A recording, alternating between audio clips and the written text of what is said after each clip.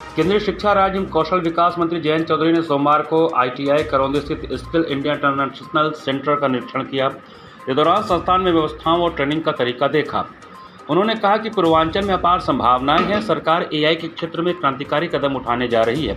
कक्षा 6 से 8वीं तक के बच्चे भी अब आर्टिफिशियल इंटेलिजेंस सीखेंगे। उन्होंने बताया कि इस केंद्र में कौशल विकास के विविध ट्रेड्स के साथ साथ विदेशी भाषाओं की ट्रेनिंग पर विशेष ध्यान दिया जाएगा। इसका उद्देश्य भारतीय कामगारों को अंतर्राष्ट्रीय बाजार में प्रतिस्पर्धी बनाना है, जिनका सम्मान और कौशल पूरी दुनिया में पहले से स्थापित है।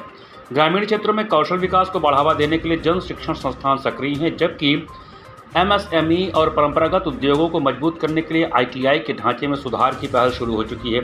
इस बीच आर्टिफिशियल इंटेलिजेंस एआई को शिक्षा का अभिन्न अंग बनाने की योजना भी सामने आई है। चौधरी ने कहा कि 6ठी से 8वीं कक्षा के छात्रों को एआई की बुनियादी शिक्षा दी जाएगी, ताकि वे तेजी से बदलती औद्योगिक आवश्यकताओं के लिए तैयार हो सकें। यह कदम परंपरागत शिक्षा में क्रांतिकारी परिवर्तन का संकेत देता है। जयंत चौधरी ने कहा कि स्किल इंडिया सेंटर के माध्यम से युवाओं को न केवल तकनीकी कौशल बल्कि वैश्विक मंच पर पहचान बनाने का अवसर मिलेगा। यह पहल भारत को वैश्विक कार्यबल का केंद्र बनाने की दिशा में एक महत्वपूर्ण कदम है। भारत के कामगारों की पूरी दुनिया में डिमांड है।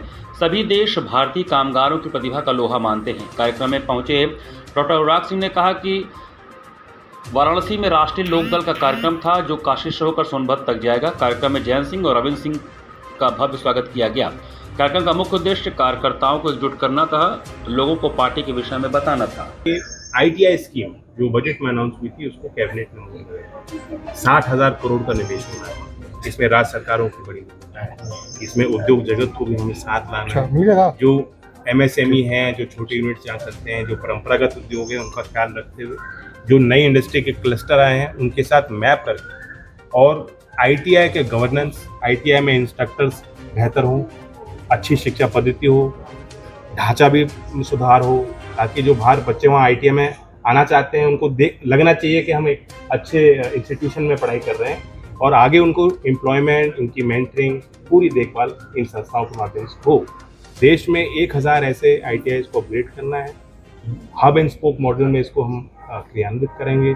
200 हब होंगे, एक हब के साथ 4 आईटीआई को अटैच करेंगे। उसकी भी योजना चल रही है और उसकी चर्चाएं चल रही हैं। अभी नॉर्थ ईस्ट स्टेट्स का कॉन्फ्रेंस हुआ, अभी साउथ इंडियन रीजन का कॉन्फ्रेंस हुआ। आज मैं यूपी में भ्रमण कर रहा हूँ। यूपी में विभाग से जो उनका फीडबैक